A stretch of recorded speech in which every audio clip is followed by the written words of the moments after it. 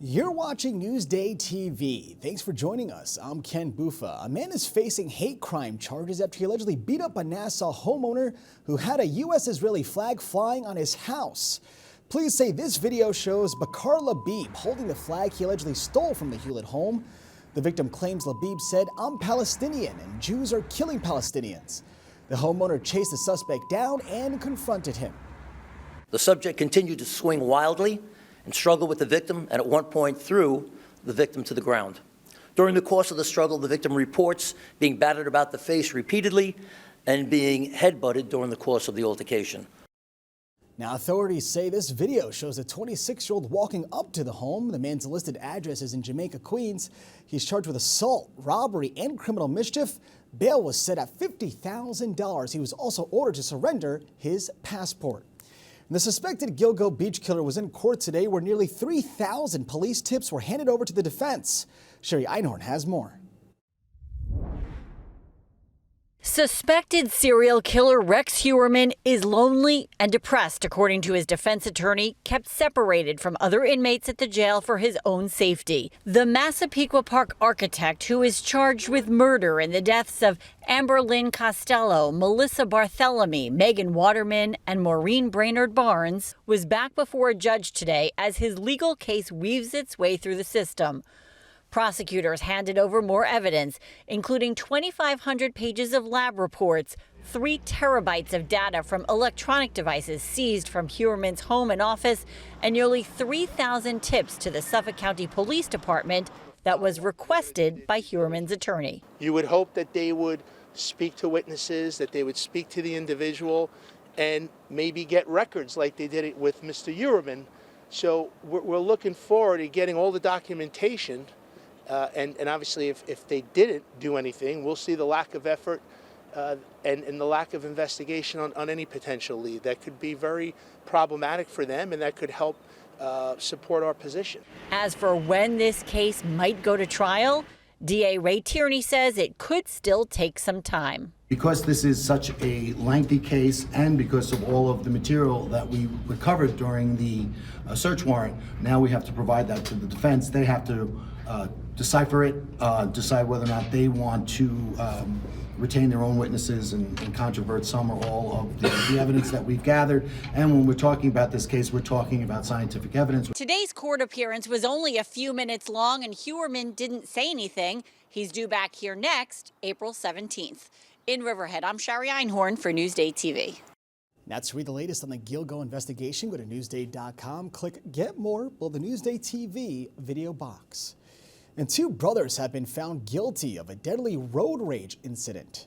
Self-proclaimed Latin kings Douglas Cordery and Brian Reagan were convicted of murder and illegal gun charges today. Prosecutors say the brothers followed the victim home after a dispute on the road and then shot him in front of his home. The 2 are now facing another murder trial in New Jersey. And early voting is underway to replace expelled Long Island Congressman George Santos. So who are the candidates? Today, Macy Eglin and Paula Rocco look at the background of an experience with the Republican-backed candidate. Newsday has put together some profile pieces on the 2 nominees running for Congress in the 3rd District in this special election after former Congressman George Santos was expelled from the House. We've got Republican Mazi Pilip and Democrat Tom Suozzi. Politics reporter Paula Rocco is working on a little bio of Mazi Pilip. So tell us about her background. She's not from the area. She's from Ethiopia. She comes from a Jewish family in Ethiopia. Ethiopian Jews were persecuted, in her home country, and she was part of a dramatic rescue mission in 1991 when she was 12. Operation Solomon, the Israeli military, with some help from the Americans, airlifted out about 14,000 Ethiopian Jews. She and her family settled in Israel. She went to school there. She served in the military. She went to college there, and she ultimately came to the United States with her husband in 2005, and only somewhat recently got into politics. Yeah, very new to the political scene here on Long Island. What's her Republican Party saying about that? Yeah, I mean, in a way, she's almost like a candidate for the moment. They see, the issues with the Israel-Hamas war. There's a lot of a Jewish population in the district. They believe she can be appealing not only to Republicans on issues like immigration, having been an immigrant herself, but also she can appeal to moderates and maybe some Democrats. She is a registered Democrat. She obviously is aligned with Republicans now, but I think they see her as someone who can take votes from all different areas. Right. Again, so the special election for residents in the 3rd District is set for February 13th. Paul, thank you for breaking that down for us. Tomorrow we'll have a look at Tom Suozzi's campaign, and you can read more about both on Newsday.com. Just click Get More below the Newsday TV video box. And the Jones Beach concert schedule is getting some good vibrations. I'm picking up good vibrations. She's giving me the excitations. The Beach Boys are bringing their Endless Summer Gold Tour to Wantagh. You can catch the Surf and Safari Band on August 8th. Tickets go on sale this Friday. All right, let's take a look at your Long Island weather. And it's been a pretty decent week so far, even though it's only Tuesday. Tonight, you can see we have partly cloudy skies with temps in the 30s. Tomorrow, though, we're reaching the 40s. Taking a closer look at tomorrow, you can see there it is, 40 and 42 degrees with sun overhead. And make sure to stick with us for the 7-day forecast later in the show.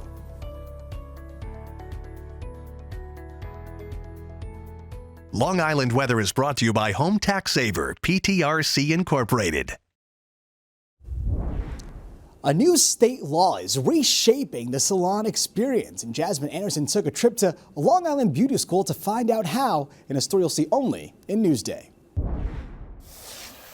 Two seasoned hairstylists with very different experiences on the salon floor. It's emotional, it's frustrating. Chanel Harris, owner of Jakari J Salon in Oceanside, reflects on her early days in the business. I've seen clients turned away, especially with my hair type. If I wasn't available to do it, they would come to me first and ask me, even if I had less experience than most of the staff. Allison Bridges, owner of Curl Evolution in Babylon, explains how she was unable to service a client with textured hair 15 years ago. I had a client that had a need of wanting to wear her hair curly, and I wasn't able to serve her. And she wound up leaving and not being happy, and I was not happy with what I had provided for her. And so we wound up having to dive into how to take care of curly hair. For more than a decade, both salon owners have specialized in natural hair care for all hair types and textures, like curls and coils. And they've made it a point to train their staff, but historically, this was not an education requirement in cosmetology schools until now. It's something that was definitely lacking when I was in school. We're trained in school to work on straight hair mannequins. We're trained to work on straight hair clients. Fortunately for me, this is the type of hair I have, so I had a little more experience in it. There's a new state law trying to reshape the salon experience for all. It requires cosmetology students to learn how to properly treat and style all hair types and textures, including but not limited to various curls or wave patterns, hair strand thickness, and volumes of hair. Some schools have already implemented the change. Are you finding it easy to stay close to the base as you get to the bottom? Long Island Beauty School in Hauppauge started incorporating natural hair education in July. But you see how that one's a little bit bigger? Yeah. Lead educator Christine Cotto says they've received a lot of feedback from graduates wanting to learn more about textured hair. Here at the school, we do get clients, and so they never know who they're going to get, and we want them to be prepared not to feel nervous. New York State's cosmetology certification requires 1,000 hours in hair education and training. Growing up, I never really had a stylist that knew how to do my hair. They always just wanted to blow it out straight. I definitely don't want to limit my clientele when I get out, have my own business. Like, I don't want to turn somebody away because they have curly hair or textured hair. The students are hoping the skills and knowledge will help them pursue their dreams with confidence while serving all clients with care. I've learned how to style my natural hair, and I really have fallen in love with it, and I really want people in my chair to feel that way about their natural texture too. That's really important to me. For Newsday TV, I'm Jasmine Anderson. Now to read more about the new law, go to Newsday.com, click Get More below the Newsday TV video box. A unique runway show on Long Island. Here's a look at Show Your Shine.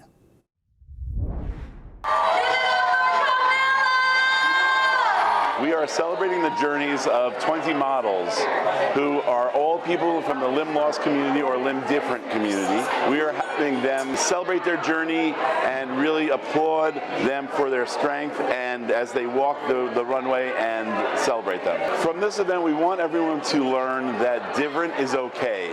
And it's okay to have whatever your difference is and not to make people feel out of place because they have a difference. Everyone inside is the same. If you didn't see that they had a limb difference or a limb loss, you wouldn't know that they're any different than you or I.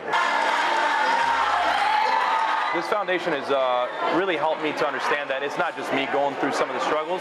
I think that there's so many kids here that inspire me with their perseverance and their strength and their glow. They go out there, they have a good time, they dance, and they're a part of society. And you know, it's beautiful to kind of show them off and show them that difference is beautiful. That's a great story. Now, to read more stories like this, go to Newsday.com, click Get More below the Newsday TV video box.